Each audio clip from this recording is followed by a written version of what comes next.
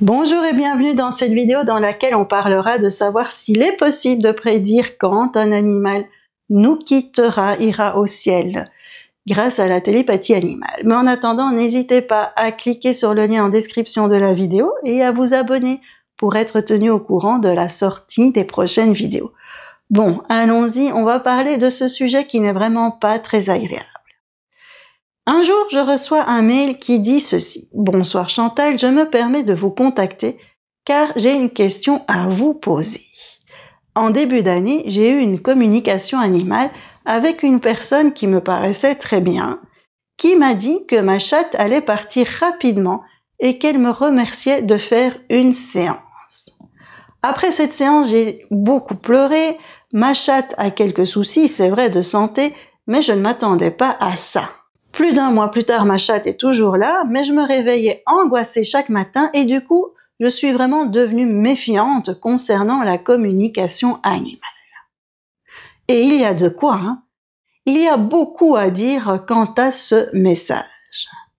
Vous savez, j'ai créé les formations en télépathie animale pour que les personnes puissent avoir accès à un cadre, parce qu'il y a vraiment tout et n'importe quoi dans ce monde de connexion aux animaux.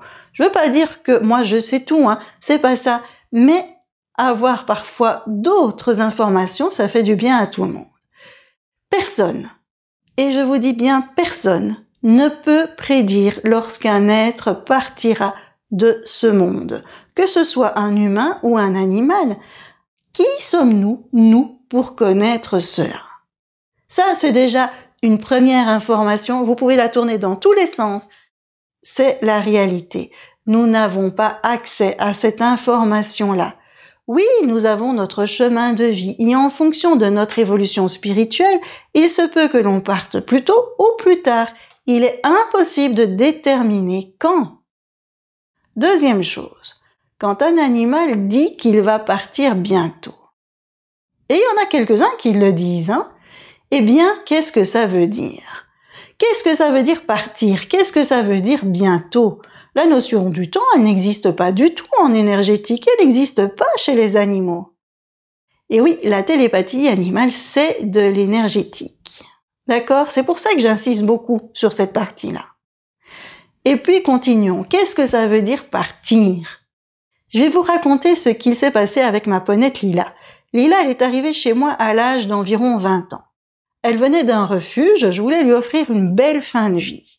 Quand elle est arrivée, elle m'a dit « Tu es une drôle d'humaine, toi. » Ça m'a fait rire. Et puis elle m'a dit « Chantal, je vais partir bientôt. » Cette fameuse phrase. Lila est décédée en mars 2022, soit 7 ans après son arrivée. Me suis-je inquiétée pour elle? Non. Car je sais que le bientôt peut être aujourd'hui, dans un mois, dans 2 mois, dans 1 an, dans 2 ans, dans 7 ans. Ils partent quand c'est le moment de partir. Lila, elle avait décidé de rester le plus longtemps possible et elle est partie parce que là, son corps n'en pouvait plus, il ne tenait plus du tout. Donc, on sait que nous ne pouvons pas prédire le moment fatidique, on sait que le bientôt peut vouloir dire tout et n'importe quoi. Voyons ce que pourrait vouloir dire « je vais partir ». Eh bien, l'âme d'un humain ou d'un animal peut quitter le corps à tout moment et revenir. Quand un animal dit « je vais partir », il se peut qu'il s'agisse d'un moment où l'âme a décidé de quitter le corps de l'animal. L'âme reviendra par la suite, il ne faut pas s'en inquiéter, hein, et l'animal aura toujours son âme en lui. Mais l'âme part et revient. Et chez les animaux, il arrive très souvent que l'âme fasse des allers et retours. Alors, comment je fais lors de ce genre de séance, si je reçois ce message-là? Eh bien, je demande beaucoup plus de précision. Je ne balance pas ça comme ça au référent de l'animal, bien sûr. Et quand l'animal semble être en fin de vie, qu'est-ce que je fais? Eh bien, d'abord, je demande à l'animal comment il se sent et je le prépare à son passage de vie. Je lui explique comment se passe une euthanasie, je lui explique comment se passe le passage vers l'autre côté et ensuite j'aide le référent à vivre ces moments difficiles. Moments difficiles qui surviennent parfois 2, 3 ans après la séance. Car lorsque l'animal est préparé, lorsque le référent est préparé, eh bien, Parfois, c'est beaucoup plus serein et la vie ensemble a un peu de répit.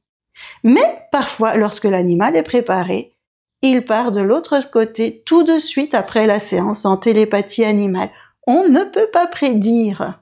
Personne ne peut savoir ce qu'il va se passer après une séance de télépathie animale.